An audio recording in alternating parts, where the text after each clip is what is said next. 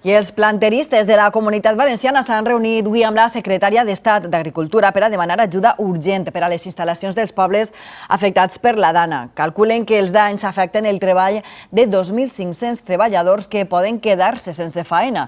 El Ministeri ha compromès en aquesta àrea 8,5 milions d'euros i més de 400 en el total de camins rurals, d'explotacions agrícoles i de comunitats de regants.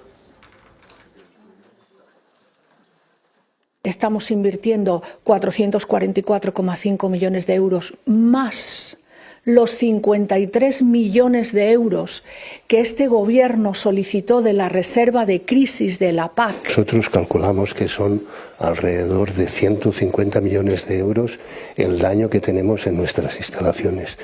Pero ya no solo es el valor, digamos, económico, sino incluso las pérdidas de trabajo que se pueden producir. Estamos hablando que afecta a 2.500 trabajadores.